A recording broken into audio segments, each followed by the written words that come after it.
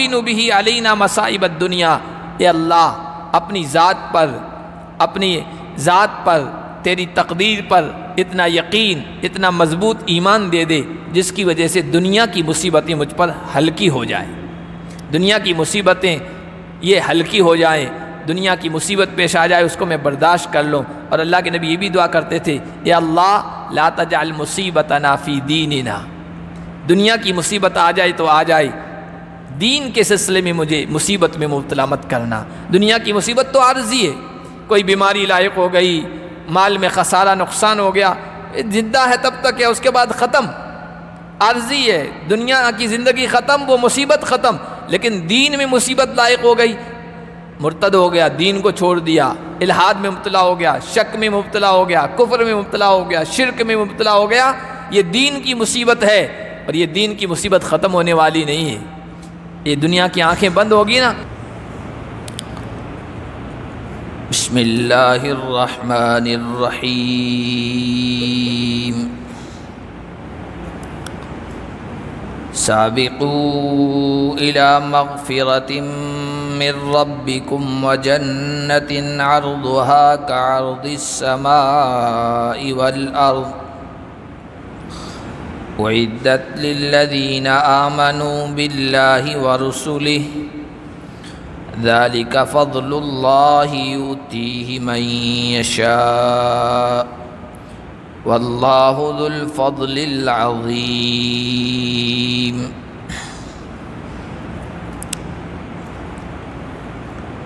آج کے درس کا آغاز ہم اللہ کے فضل و کرم سے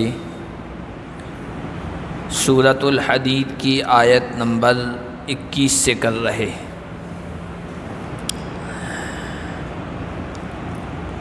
پچھلے درس میں جو آخری آیت ہم نے پڑھی تھی اس میں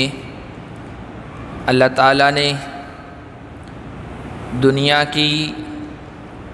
زندگی کی مثال بیان فرمائی تھی اور انسان کی زندگی کو بتلایا تھا کہ یہ دنیا کی زندگی کھیل تماشا بناؤ سنگھار آپس میں فخر اور مال و اولاد میں ایک دوسرے سے آگے بڑھنے اور فخر کرنے کا جذبہ ہے، اور اس دنیا کی مثال ایسی ہے یا انسان کی زندگی کی کہ جیسے آسمان سے پانی برستا ہے اور زمین اپنے اندر اس کو جذب کرتی ہے اتارتی ہے، زمین کے اندر جو بیج ڈالا جاتا ہے وہ اگتا ہے، اس کی ابتدائی شروعات کی حالت کمزوری کی ہوتی ہے، وہ اس کا گویا بچپنا ہے، پھر وہ اپنے تنے پہ کھڑے ہوتی ہے، یہ اس کی جوانی ہے، پھر وہ پک جاتی ہے اور پیلی پڑ جاتی ہے، یہ اس کا بڑھاپا ہے، اور پھر ایک وقت اس کو کاٹ دیا جاتا ہے اور کاٹ کر پھر دانہ غلہ الگ بھوسا چارہ الگ کر دیا جاتا ہے۔ انسان کی زندگی کی مثال بھی ایسی ہی، اس پر بچپنا جوانی بڑھاپا آتا ہے اور پھر ایک مرحلہ ایسا آتا ہے کہ اس کی روح کو الگ کر دیا جاتا ہے جو اصل غلے اور دانے کی حیثیت رکھتی ہے، اور اس کا جسم جو بھوسے کی حیثیت رکھتا ہے وہ الگ کر دیا جاتا ہے اور ختم ہو جاتا ہے، اور پھر اس کے بعد آگے کی زندگی ہے، آگے کی زندگی جسے آخرت کہتے ہیں۔ اب یہاں سے اگر وہ سامان ساتھ میں لے کے گیا ہے، تیاری کر کے گیا ہے تو ٹھیک ہے، اللہ کی طرف سے بخشش خوشنودی مہربانی ملے گی، ورنہ سخت عذاب کا سامنا کرے گا۔ وَمَا الْحَيَاةُ الدُّنْيَا إِلَّا مَتَاعُ الْغُرُورِ، اللہ فرما رہے ہیں یہ دنیا کی زندگی نہیں ہے مگر دھوکے کا سامان، غرور کا سامان۔ انسان اس دنیا کی رونق میں مست ہو جاتا ہے، مشغول ہو جاتا ہے اور آخرت کو فراموش کر دیتا ہے۔ یہ تو دھوکہ ہے، سراب ہے، اور غرور کا سامان ہے، نہیں دھوکے کا سامان ہے۔ انسان سمجھتا ہے دنیا کی رونقوں کو دیکھ کر کہ میں بہت لمبا جیوں گا، بہت دیر تک جیوں گا، لیکن اچانک اس دنیا سے اس کو جانا پڑتا ہے۔ تو دنیا دھوکے کا سامان ہے، اس کی رونقیں بے اعتبار ہیں، خود دنیا بے اعتبار ہے۔ کب دنیا کی رونقیں ختم ہو جائیں، کب سانس کی ڈوری ٹوٹ جائے اور انسان اس دنیا سے چلا جائے۔ دنیا دھوکے کا سامان ہے، اس کو بہت سارے لوگ اس طرح پر بیان کرتے ہیں کہ انسان کا ذہن یہ بن جاتا ہے کہ پھر دنیا کمانا، دنیا حاصل کرنا یہ سب بیکار ہے، اس کو حاصل ہی مت کرو۔ حالانکہ یہ صحیح سوچ نہیں۔ دنیا دھوکے کا سامان اس شخص کے لیے ہے جو آخرت کو فراموش کر دے، آخرت کو بھلا دے، بس دنیا ہی دنیا جمع کرنے کی فکر میں لگا رہے۔ ان کے بارے میں قرآن کہتا ہے یہ دنیا ان کے لیے دھوکے کا گھر ہے۔ جس کے سامنے آخرت ہے وہ آخرت کی تیاری کر رہا ہے، ظاہر سی بات ہے وہ آخرت کی تیاری اسی دنیا میں کرے گا، اسی لیے دنیا کو آخرت کی کھیتی قرار دیا گیا ہے۔ الدنیا مزرعۃ الآخرہ، دنیا آخرت کی کھیتی ہے۔ یہاں انسان جو کچھ بوئے گا وہ آخرت میں کاٹے گا۔ میت اٹھائیں گے کتنی دیر تقریر کریں گے آپ؟ ہم آدھے گھنٹے آدھے گھنٹے میت اٹھائیں گے وہ تو 11:30 بجے اٹھائیں گے، اعلان ہوا ہے، اعلان ہوا 11:30۔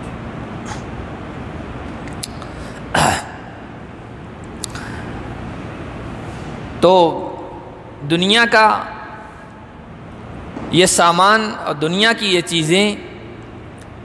دھوکہ اس کے لیے ہے جو آخرت کو فراموش کر دے، بالکل بھلا دے اور پھر دنیا جمع کرنے کی فکر میں لگا ہوا ہے۔ تو بھائی یہ تو دنیا مذمت والی برائی کی چیز ہے، لیکن اس دنیا کو آخرت کی تیاری کے لیے جمع کر رہا ہے، اکٹھا کر رہا ہے، جائز طریقے سے کما رہا ہے، جائز جگہوں پر خرچ کر رہا ہے، تو پھر ساری دنیا کے خزانے اس کے پاس آ جائیں تب بھی وہ برا شخص نہیں۔ حضرت سعید ابن جبیر رضی اللہ تعالیٰ عنہ جو تابعین میں آتے ہیں، جنہوں نے صحابہ کو پایا ہے، صحابہ کی زندگی کو دیکھا ہے، ان کا قول مشہور ہے، فرمایا کرتے تھے الدنیا متاع الغرور اذا الحتک من طلب الآخرہ، یہ دنیا دھوکے کا سامان اس وقت ہے جبکہ وہ تمہیں آخرت سے غافل کر دے۔ اما اذا دعتک الی طلب رضوان اللہ، اگر یہ دنیا اور دنیا کا ساز و سامان تمہیں اللہ کی رضا، اللہ کی خوشنودی کی طرف بلائے، دنیا کے اسباب جمع کرے اور اس اسباب کے ذریعے سے تو اللہ کو راضی کرنے کی کوشش کرے، تو فنعم المتاع ونعم الوسیلہ، یہ کتنا ہی بہترین سامان ہے اور کیا ہی بہترین وسیلہ و ذریعہ ہے جنت تک پہنچنے کا، اللہ کے قرب حاصل کرنے کا۔ سابقوا الی مغفرۃ من ربکم وجنۃ عرضھا کعرض السماء والارض، بڑھو، پہل کرو، دوڑو اللہ کی، تمہارے رب کی طرف سے بخشش کی جانب اور ایسی جنت کی جانب جس کی چوڑائی آسمان و زمین کی چوڑائیوں کے برابر ہے۔ چوڑائی جب اتنی ہے لمبائی کتنی ہوگی؟ عام طور پر لمبائی زیادہ ہوتی ہے، چوڑائی کم ہوتی ہے، تو زمین و آسمان سے بڑھ کر اللہ نے جو جنت تیار کر رکھی ہے اس کی طرف لپکو، بڑھو اور ایسے اعمال کرو جو تمہیں جنت میں لے جائیں، جنت کا حقدار بنائیں، جنت کا باسی بنائیں۔ اعدت للذین آمنوا باللہ ورسلہ، یہ جنت تیار کی گئی ہے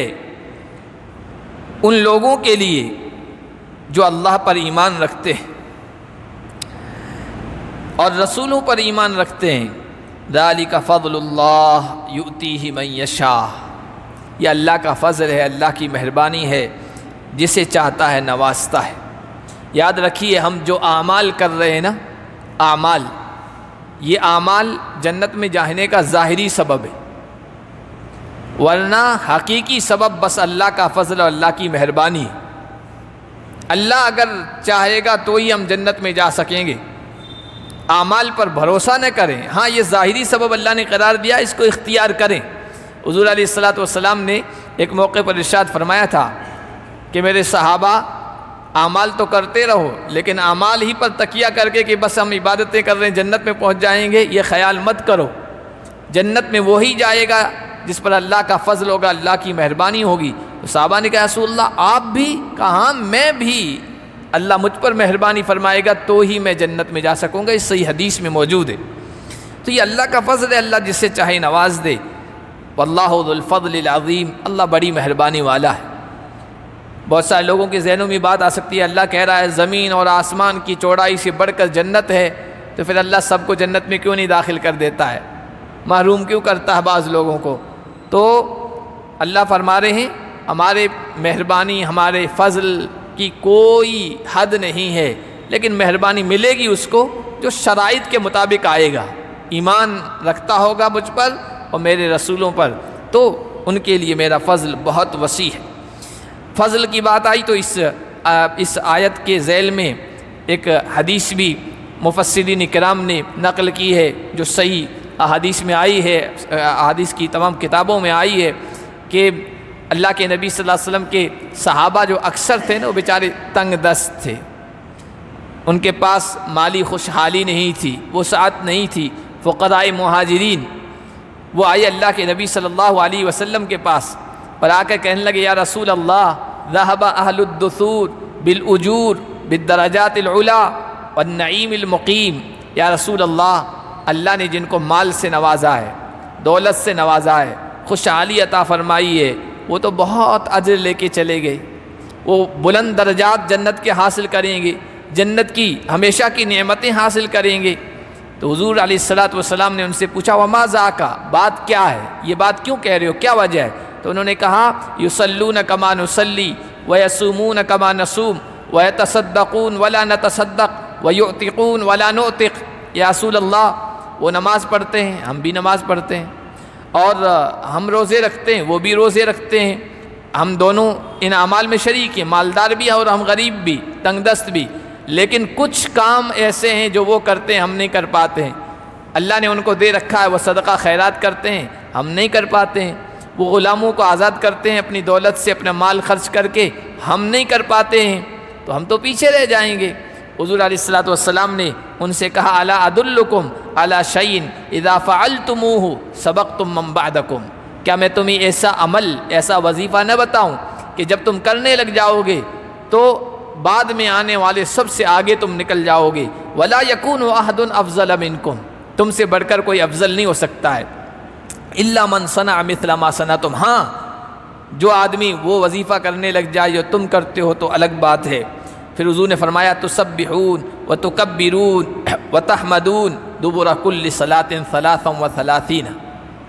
حضور نے فرمایا ہر نماز کے بعد 33 مرتبہ سبحان اللہ، 33 مرتبہ اللہ اکبر، 33 مرتبہ الحمدللہ کا معمول بنا لو، تم بھی یہ بڑے بڑے رتبے، بڑا اجر و ثواب اور ہمیشہ کی نعمتیں حاصل کر لو گے۔ یہ صحابہ خوشی خوشی گئے اور یہ عمل کرنے لگ گئے۔ اس دور کے مالدار بھی بڑے خوش نصیب تھے، نیکی کا جذبہ رکھنے والے تھے، انہوں نے دیکھا کہ فقراء مہاجرین کچھ عمل کر رہے ہیں، وظیفہ کر رہے ہیں، تحقیق کی معلوم کیا تو پتہ چلا کہ حضور نے ان کو وظیفہ بتایا آگے بڑھنے کا، تو انہوں نے وہ بھی کرنا شروع کر دیا۔ اب یہ پھر پریشان ہو گئے کہ رسول اللہ یہ تو پھر وہ وظیفہ بھی کرنے لگ گئے جس کی وجہ سے ہم آگے بڑھنے والے تھے۔ تو حضور علیہ السلام نے اسی موقع پر کہا تھا ذالک فضل اللہ یؤتیہ من یشاء، بھائی یہ تو اللہ کا فضل ہے، مہربانی ہے، اللہ جس سے چاہے نواز دے، مال بھی دیا ہے، وہ خرچ بھی کر رہے ہیں اور نیکیوں میں وظیفوں میں بھی آگے بڑھنے کا جذبہ اللہ نے دے دیا ہے، یہ تو اللہ کا فضل ہے، کون روک سکتا ہے۔ ما اصاب من مصیبت فی الارض ولا فی انفسکم الا فی کتاب من قبل ان نبرأها، چونکہ پچھلا جو درس تھا اس سے پہلے بھی اللہ تبارک و تعالیٰ نے اپنی راہ میں خرچ کرنے کے بارے میں خاص طور پر تاکید کی تھی۔ بہت سارے لوگ ایسے ہیں جو بخل کرتے ہیں، خرچ نہیں کرتے ہیں، مال کو روک کے رکھتے ہیں، ذہن میں دماغ میں کیا بات ہوتی ہے کہ بھائی اس لیے مال جمع کر کے رکھ رہا ہوں، کوئی مصیبت آئے گی، کوئی پریشانی آئے گی، کوئی رکاوٹ آئے گی تو اس وقت یہ مال کام آئے گا، خرچ کر دوں گا تو ہو سکتا مال ہاتھ سے چلا جائے اور پریشانی جب پیش آ جائے تو پھر اس وقت مال نہ ہو، تو مال ہوگا تو کام آئے گا۔ اللہ نے فرمایا ما اصاب من مصیبت فی الارض ولا فی انفسکم الا فی کتاب من قبل ان نبرأہا، جو کوئی بھی مصیبت تمہیں پہنچتی ہے زمین میں، علاقوں میں، خطوں میں، زمین سے مراد تمہارے جسم کے علاوہ جتنی بھی مصیبتیں ہیں باہر کی، اس میں مصیبتوں کی بہت ساری شکلیں ہوتی ہے۔ کبھی مصیبت زلزلہ بن کے آتی ہے اور زندگی کو تہس نہس کر کے رکھ دیتی ہے، کبھی طوفان کی شکل میں مصیبت آتی ہے، کبھی جنگوں کی شکل میں مصیبت آتی ہے اور انسان کا سکون غارت کر دیتی ہے، کبھی ظالم بادشاہوں کی شکل میں مصیبت آتی ہے۔ مختلف شکلیں جو بھی مصیبتوں کی ہوتی ہے یہ زمین میں یعنی انسان کے جسم سے باہر ہے۔ وَلَا فِي أَنفُسِكُمْ، اور جو کوئی بھی مصیبت تمہاری جان میں، تمہاری ذات میں، بیماریاں ہیں، ٹینشن ہے، فکر ہے، اور خود اس کی ذات سے متعلق کسی عزیز قریب رشتہ دار کا اس دنیا سے چلا جانا ہے، یہ سب پریشانیاں، جو کچھ بھی پریشانیاں آ رہی ہیں نا، وہ اللہ کی کتاب میں اس کائنات کو اور کائنات کی مخلوق کو پیدا کیے جانے سے پہلے لکھا جا چکا ہے، وہ ہو کے رہے گا۔ اور تمہاری تدبیر کرنے سے، تمہارے انتظام کرنے سے، تمہارے سوچنے سے، تمہارے مال جمع کر کے رکھنے سے ایسا نہیں ہے کہ کوئی مصیبت ٹل جائے گی۔ کتنے سارے لوگ ہیں، مال ہے، دولت ہے، مصیبت آئی نہیں ٹال سکے، بیماری آئی، سب کچھ ان کے پاس موجود ہے۔ ایک تو غریب ہوتا ہے، تنگ دست ہے، بیچارے کے پاس پیسہ نہیں ہے علاج کرانے کے، تو آدمی کہتا ہے علاج کے لیے پیسہ نہیں تھا، بیچارہ اس دنیا سے چلا گیا۔ لیکن کتنے سارے لوگ سماج و معاشرے میں اور ارد گرد اور دنیا میں آپ کو ایسے مل جائیں گے، پیسوں کی کوئی کمی نہیں، سب کچھ لگانے کے لیے تیار ہیں، روزانہ لاکھوں روپے بیماری سے بچانے کے لیے خرچ ہو رہے ہیں، لیکن پھر بھی اپنے کسی عزیز قریب کو بیماری سے نہیں بچا سکے، مال کام نہیں آیا۔ تو اللہ نے فرمایا اللہ کی راہ میں خرچ کرو، مصیبت آنی ہوگی وہ آئے گی، تو اللہ کی تقدیر پر، اللہ کے فیصلوں پر یقین رکھو۔ یہ تقدیر، اللہ کے فیصلوں پر یقین رکھو، اور جو اللہ کی تقدیر پر فیصلوں پر یقین رکھتا ہے اور اس پر راضی رہتا ہے، تو پھر اس کا فائدہ اللہ نے یہ بتایا، لِكَيْ لَا تَأْسَوْا عَلَى مَا فَاتَكُمْ وَلَا تَفْرَحُوا بِمَا آتَاكُمْ۔ جو کوئی بھی دنیا میں اور تمہاری اپنی جان میں، ذات میں کوئی مصیبت، کوئی تکلیف، کوئی پریشانی پہنچتی ہے نا، وہ اللہ کے یہاں لوح محفوظ میں لکھا ہوا ہے، اللہ کی تقدیر میں طے شدہ ہے۔ مَا أَصَابَكَ لَمْ يَكُنْ لِيُخْطِئَكَ، جو مصیبت تمہیں پہنچی وہ چوکنے والی نہیں تھی، وہ تو ہونے والی تھی، اور جو تمہیں نہیں پہنچی ہے وہ پہنچ نہیں سکتی تھی، اور کوئی تمہیں پہنچا نہیں سکتا تھا، اسی مصیبت میں مبتلا نہیں کر سکتا تھا۔ اسی لیے اللہ نے فرمایا یہ اس پر یقین رکھو، تقدیر پر، اس کا فائدہ یہ ہوگا لِكَيْ لَا تَأْسَوْا عَلَى مَا فَاتَكُمْ وَلَا تَفْرَحُوا بِمَا آتَاكُمْ۔ جو تمہارے ہاتھ سے نکل چکی چیز اس پر تم زیادہ افسوس مت کرو، اس کا فائدہ یہ ہوگا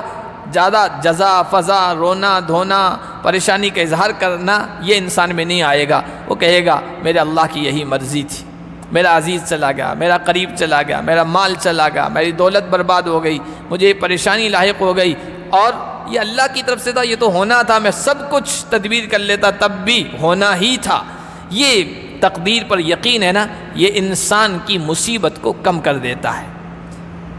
اور جو کچھ مل جاتا ہے اس پر انسان اتراتا نہیں ہے، تکبر نہیں کرتا ہے۔ کیوں؟ کہ وہ سمجھتا ہے یہ اللہ کی طرف سے لکھا ہوا تھا، مجھے مال ملا، مجھے دولت ملی، میرا کاروبار چمکا، مجھے فرما بردار اولاد ملی، مجھے عزت ملی، مجھے جاہ ملا، مجھے حیثیت ملی، یہ سب کچھ میری وجہ سے نہیں، میری محنت، میری عقل کی وجہ سے نہیں، یہ اللہ کے فیصلے کی وجہ سے ہو رہا ہے۔ تو انسان اتراتا نہیں ہے، تکبر نہیں کرتا ہے، گھمنڈ میں نہیں مبتلا ہے، شیخی نہیں بگاڑتا ہے، بڑائی ظاہر نہیں کرتا، کہتا سب کچھ اللہ کا دیا ہوا، اس میں عاجزی آتی ہے، اتراہٹ نہیں آتی ہے۔ اسی لیے خبر میں آیا کہ من عرف سر قدر اللہ ہانت علیہ المصائب، من عرف سر اللہ فی القدر ہانت علیہ المصائب۔ تقدیر کے سلسلے میں اللہ کے جو راز ہیں، اللہ کی جو حکمتیں اور مصلحتیں ہیں، اس کو جو جان لے، تقدیر کے فیصلوں پر جس کا یقین ہو جائے، ایمان مضبوط ہو جائے، اس پر مصیبتیں آسان ہو جاتی۔ اور حضرت عبداللہ ابن عباس جو قرآن کی تفسیر کے ماہر تھے، وہ فرمایا کرتے تھے کہ لیس احد الا وهو يحزن او يفرح، دنیا میں کوئی بھی انسان، چاہے مسلم ہو کہ غیر مسلم، مومن ہو یا کافر، موحد ہو یا مشرک، اللہ کا فرما بردار ہو یا نافرمان، دنیا میں جو کوئی بھی انسان ہے اس کو حالات پیش آتے رہتے ہیں، کبھی غمی کے، کبھی خوشی کے، کبھی خوشحالی کے، کبھی تنگ دستی کے، لیکن ایمان والا وَلَكِنَّ الْمُؤْمِنَ يَجْعَلُ مُصِيبَتَهُ شُكْرًا وَغَنِيمَتَهُ يَجْعَلُ مُصِيبَتَهُ صَبْرًا وَغَنِيمَتَهُ شُكْرًا، لیکن ایمان والا، اللہ کی ذات پر یقین رکھنے والا، اللہ کی تقدیر پر یقین رکھنے والا، اس کی یہ کیفیت ہوتی ہے کہ جب اسے اچھائی لائق ہوتی ہے، جب اسے نعمت ملتی ہے، وہ اس کو شکر کا ذریعہ بناتا ہے، اس پر شکر کرتا ہے، اور اسے جب کوئی مصیبت پہنچتی ہے تو صبر کا دامن پکڑ لیتا ہے، صبر کے ہتھیار کو یا صبر کی زرہ کو پہن لیتا ہے۔ تو مومن کے تو دونوں ہاتھ میں کہتے ہیں لڈو ہیں، ان اصابت سراء شکر فکان خیرا لہ وان اصابت ضراء صبر فکان خیرا لہ، اگر خوشحالی اچھی حالت پیش آتی ہے وہ شکر کا راستہ اپناتا ہے، اللہ کہتے ہیں جنت شاکرین کے لیے ہے، اور اگر کوئی مزاج کے خلاف، طبیعت کے خلاف پریشانی کی چیز پیش آتی ہے تو صبر کرتا ہے، اللہ نے جنت صابرین کے لیے تیار کر رکھی ہے۔ تو جو کوئی بھی مصیبت پہنچتی ہے اللہ کی طرف سے ہے، یہ یقین ہوگا تو جو کچھ پیش آیا ہے، ہاتھ سے جو کچھ نکل چکی ہے کوئی چیز، اس پر زیادہ افسوس نہیں ہوگا، اور جو کچھ مل چکی ہے، مل رہی ہے نعمت، اس پر اطراحت نہیں ہوگی۔ اللہ تبارک و تعالیٰ سے اللہ کے نبی صلی اللہ علیہ وسلم جو مانگا کرتے تھے، جو دعائیں خاص طور پر، اس میں اللہ کے نبی صلی اللہ علیہ وسلم یہ دعا بھی مانگا کرتے تھے، اللہم اقسم لنا من خشیتک ما تحول به بیننا و بین معاصیک، اے اللہ تو مجھے اپنی خشیت، اپنا ڈر، اپنا خوف اتنا دے دے جو گناہوں کے درمیان اور میرے درمیان آڑ بن جائے۔ گناہوں سے بچانے والی چیز صرف اللہ کا خوف اور اللہ کا ڈر ہی ہے، ورنہ مجمع میں تو انسان گناہوں سے بچ سکتا ہے، تنہائی میں نہیں بچ سکتا ہے۔ اللہ کا خوف ہوگا وہ رکاوٹ بنے گا، نہیں اللہ دیکھ رہا ہے، اے اللہ مجھے اتنی خشیت، اتنا خوف دے دے جو گناہوں میں رکاوٹ بن جائے۔ وَمِن طَاعَتِكَ مَا تُبَلِّغُنَا بِهِ جَنَّتَكَ، اے اللہ اپنی اطاعت، اپنی اتنی عبادت، اتنی فرما برداری دے دے جس کو میں کر کے جنت تک پہنچ جاؤں۔ وَمِنَ الْيَقِينِ مَا تُحَوِّنُ بِهِ عَلَيْنَا مَصَائِبَ الدُّنْيَا، اے اللہ اپنی ذات پر تیری تقدیر پر اتنا یقین، اتنا مضبوط ایمان دے دے جس کی وجہ سے دنیا کی مصیبتیں مجھ پر ہلکی ہو جائیں، دنیا کی مصیبتیں یہ ہلکی ہو جائیں، دنیا کی مصیبت پیش آ جائے اس کو میں برداشت کر لوں۔ اور اللہ کے نبی یہ بھی دعا کرتے تھے، اے اللہ لا تجعل مصیبتنا فی دیننا، دنیا کی مصیبت آ جائے تو آ جائے، دین کے سلسلے میں مجھے مصیبت میں مبتلا مت کرنا۔ دنیا کی مصیبت تو عارضی ہے، کوئی بیماری لاحق ہو گئی، مال میں خسارہ نقصان ہو گیا، زندہ ہے تب تک ہے، اس کے بعد ختم، عارضی ہے، دنیا کی زندگی ختم، وہ مصیبت ختم۔ لیکن دین میں مصیبت لاحق ہو گئی، مرتد ہو گیا، دین کو چھوڑ دیا، الحاد میں مبتلا ہو گیا، شک میں مبتلا ہو گیا، کفر میں مبتلا ہو گیا، شرک میں مبتلا ہو گیا، یہ دین کی مصیبت ہے، اور یہ دین کی مصیبت ختم ہونے والی نہیں ہے۔ یہ دنیا کی آنکھیں بند ہوگی نا، ہمیشہ ہمیشہ کی سزا ملے گی، اس کو مصیبت ملے گی جہنم کی شکل میں، جہنم کے عذاب کی شکل میں۔ اس لیے ہمیشہ اللہ سے دعا کرتے چاہیے، اے اللہ تو عافیت کی زندگی عطا فرما، اور اگر مصیبت آئے تو دنیا کی مصیبت آئے اس پر مجھے اتنا یقین دینا کہ وہ ہلکی ہو جائے، لیکن دین کے سلسلے میں مصیبت میں مبتلا مت کرنا۔ الذین واللہ لا یحب کل مختال فخور، اللہ اترانے والے کو، شیخی بگاڑنے والے کو، بڑی بڑی باتیں کرنے والے کو پسند نہیں کرتا ہے۔ الذین یبخلون ویامرون الناس بالبخل، یہ تکبر کرنے والا، اترانے والے کون ہیں؟ وہ لوگ ہیں جو بخل کرتے ہیں، مال میں کنجوسی کرتے ہیں، اللہ کی راہ میں خرچ نہیں کرتے ہیں، اور دوسرے لوگوں کو بھی بخل کا حکم دیتے ہیں، نہ خود خرچ کرتے ہیں، دوسرے جو خرچ کرتے ہیں ان کو اوپر تانے کستے ہیں، جملے کستے ہیں، اور ان کو روکنے کی کوشش کرتے ہیں، کہاں مال ضائع کر رہے ہو، کہاں یہ مسجد میں، مدرسے میں اور یہ فلاں فلاں جگہ پر خرچ کر رہے ہو، مال کو روکے رکھو، یا کیوں ضائع کر رہے ہو، اس طرح ان کو روکنے کی کوشش کرتے ہیں۔ وَمَن يَتَوَلَّ فَإِنَّ اللَّهَ هُوَ الْغَنِيُّ الْحَمِيدُ، اللہ فرما رہے ہیں دیکھو جو کوئی بھی منہ پھورے گا،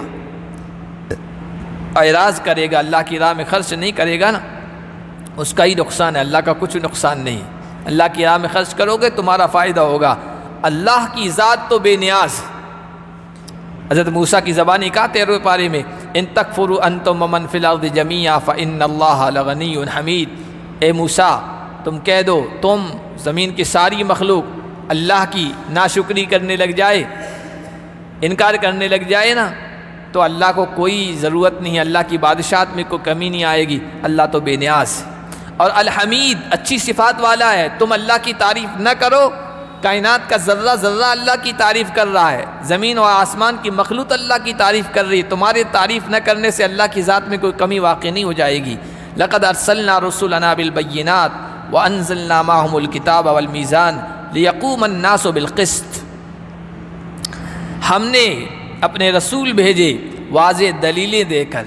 واضح تعلیمات ہدایات دے کر، اور ہم نے ان رسولوں کے ساتھ کتاب اتاری، والمیزان اور میزان ترازو اتاری، لیقوم الناس بالقسط، تاکہ لوگ انصاف کو قائم کریں، انصاف کے ساتھ معاملہ کریں۔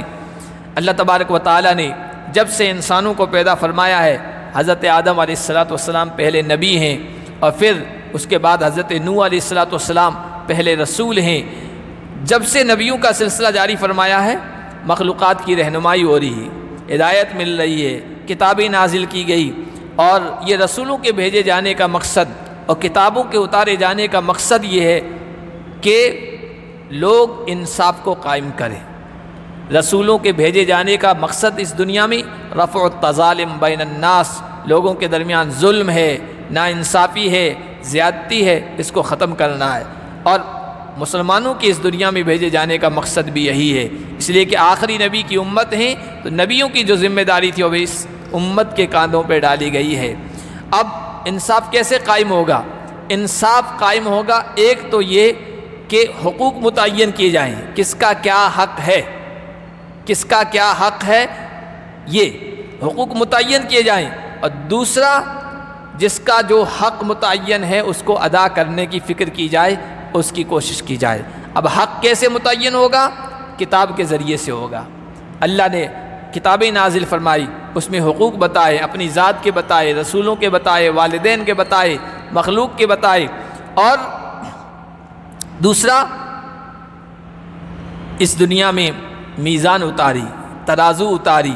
جس کے ذریعے سے پتہ چلے گا کون کتنا دے رہا ہے، کتنا لے رہا ہے۔ ترازو ہوتی ہے، اس میں تولتے ہیں، 100 روپے دیے ہیں تو بھائی 100 روپے کی چیز اس کو مل رہی ہے کہ نہیں مل رہی ہے، تو یہ میزان ہے۔ اس کی شکلیں الگ الگ ہے، ایک تو ترازو ہے، بھائی اس کے ذریعے سے بھی ناپا جا رہا ہے کس کو کتنا حق دیا جا رہا ہے۔ اسی طرح الیکٹرانک میٹر ہے، اس سے پتہ چلتا ہے اس مکان والے نے کتنی بجلی خرچ کی ہے، اس کو کتنے پیسے ادا کرنے ہیں، اس کا کتنا حق ہے، اور جو سپلائی کر رہے ہیں ان کا کتنا حق ہے، ان کو کتنا ادا کرنا ہے۔ اسی طرح اور بھی بہت ساری شکلیں ہیں، یہ میٹر کی شکل ہے، میزان کی شکل ہے، تکلی کی شکل ہے، بہت ساری چیزیں ہیں۔ پانی کا بل آ رہا ہے، اس میں بھی یہی پتہ چل رہا ہے، یہ سب میزان ہے کہ بھائی کتنا خرچ کیا ہے، اس کا حق کتنا ہے، اور سامنے والے کا حق کتنا ہے۔ تو ہم نے رسول اس لیے بھیجے ہیں تاکہ لوگ انصاف کو قائم کریں، اپنا حق جو ہے وہ وصول کریں، دوسروں کا حق دیں۔ وَأَنزَلْنَا الْحَدِيدَ فِيهِ بَأْسٌ شَدِيدٌ، اور ہم نے لوہا اتارا ہے، ہم نے لوہا اتارا ہے، اس میں سخت روب ہے، دبدبا ہے یا جنگ ہے، اور اس میں لوگوں کے لیے بہت سارے فائدے ہیں۔ اللہ نے یہ سورت کا نام ہی سورت الحدید رکھا ہے اسی لفظ سے، اور سورت الحدید، حدید کا معنی آتے لوہا، یہ سورت نازل کر کے اشارہ کیا ہے قرآن کے پڑھنے والوں کو، دیکھو لوہے میں بڑی طاقت ہے، لوہے میں بڑا روب دبدبا ہے، لوہے کی صنعت، لوہے کی کاریگری کی طرف توجہ دو۔ جس کے پاس لوہے کی صنعت و کاریگری ہے، دنیا میں اسی کی دھاک بیٹھتی ہے، اسی کا روب بیٹھتا ہے۔ آج آپ دیکھ لیجئے، سوئی سے لے کر ہوائی جہاز تک، سوئی سے لے کر ہوائی جہاز تک، ایک چاقو سے لے کر بڑے بڑے بحری بیڑوں تک،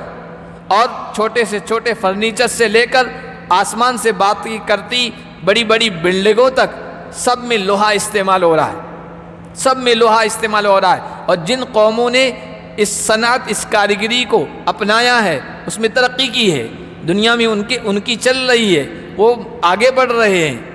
آپ جاپان کو دیکھ لیجئے، پہلی جنگ عظیم سے انہوں نے لوہے پر کام کرنا شروع کیا، دوسرے جنگ عظیم ان کو تباہ کر دیا گیا، برباد کر دیا گیا، لیکن پھر انہوں نے لوہے کی صنعت اپنائی، لوہے کی کاریگری اپنائی۔ آج دیکھیے میڈ ان جاپان لوہے کی ہر چیز آپ کو نظر آئے گی، ترقی کی ہے، دنیا میں آگے بڑھے ہیں۔ تو دنیا میں جو ظاہری اسباب ہیں نا وہ جب تک قرآن والے اختیار نہیں کریں گے نا ترقی نہیں مل سکتی ہے. ہم سمجھے صرف ایمان لانا کافی ہے, صرف قرآن کو مان لینا کافی. قرآن نے یہ اسباب اختیار کرنے کو حکم دیا ہے. آج کون سا ملک ہے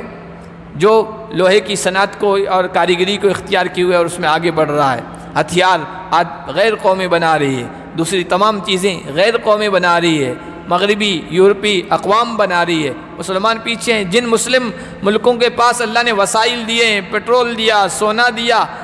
ان کے خود کے یہاں اس طرح کی چیز نہیں ہے. باہر سے انجینئر اور سب کام کرنے والے منگا رہے ہیں, خود سیلف ڈیپینڈ نہیں ہے, اس میں ترقی نہیں کر رہے. جب تک لوہے کی صنعت اور کاریگری میں مسلمان آگے نہیں بڑھیں گے دنیا میں آگے نہیں بڑھ سکتے ہیں, دوسری قومیں ان پر غالب رہے گی. تو اللہ نے کہا کہ اس میں بڑی سخت چیز ہے, اور یہ اشارہ اس طرف کیا ہے کہ دیکھو یہ حق جو متعین کیا ہم نے ترازو کے ذریعے سے, میٹر کے ذریعے سے بتایا کہ اس کا کتنا حق ہے. یہ حق بہت سارے لوگ ایسے ہوں گے جو ادا نہیں کریں گے, تو ان کو ادا کرنے پر مجبور کرنے والی کون سی چیز ہوگی؟ لوہا ہوگی, ہتھیار ہوں گے, میزائل ہوں گے. یہ سب چیزیں جب استعمال کرو گے تو سب کے دماغ ٹھکانے آ جائیں گے. اور اس میں لوگوں کے لیے اور بھی بہت سارے فائدے ہیں. وَلِيَعْلَمَ اللَّهُ مَن يَنصُرُ وَرُسُلَهُ بِالْغَيْبِ. اور اللہ نے یہ ہتھیار, یہ لوہا استعمال کرنے کا اس لیے حکم دیا ہے. ظاہر سی بات ہے ہتھیار استعمال کر کے لڑائی کی جائے گی, جہاد کیا جائے گا, تاکہ اللہ جان لے کون اللہ کی مدد کرتا ہے, اس کے رسولوں کی بن دیکھے. نہ اللہ کو دیکھا ہے, نہ جنت کو دیکھا ہے, نہ جہنم کو دیکھا ہے, نہ جنت کی نعمتوں کو دیکھا ہے. لیکن اللہ نے کہا ہے کہ دیکھو دنیا میں جہاں کہیں بھی ناانصافی ہو رہی ہو, ناانصافی کو ختم کرنے کی کوشش کرو, انصاف لے آؤ. اور اس راستے میں اگر کوئی رکاوٹ بنتا ہے تو لوہا استعمال کرو, ہتھیار استعمال کرو, تلوار استعمال کرو, گولہ بارود استعمال کرو, جو بھی چیزیں ہیں یہ استعمال کر کے دنیا میں انصاف قائم کرو. یہ اللہ نے حکم دیا ہے. اس کے ذریعے سے اللہ جاننا چاہتا ہے کون اس کی مدد کر. جاننے کا اللہ جانتا تو ہے ہی, لیکن ظاہر کرے گا, لوگوں کے سامنے بھی آ جائے کون بن دیکھے اللہ کی باتوں کو مانتا ہے, اپنے دین کی مدد کرتا ہے. ان اللہ قوی عزیز. دیکھو اللہ جو کہہ رہا ہے مدد کرو دین کی, تو اس کا مطلب یہ نہیں کہ اللہ کمزور ہے, اللہ ضعیف ہے, نہیں, اللہ طاقتور ہے, عزیز, اللہ غالب ہے. لیکن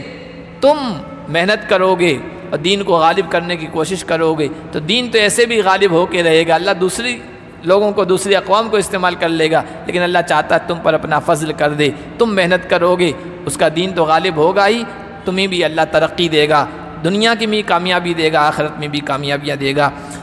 اللہ تبارک و تعالی ہم سب کو انصاف قائم کرنے کے لیے کوشش کرنے کی توفیق عطا فرمائے.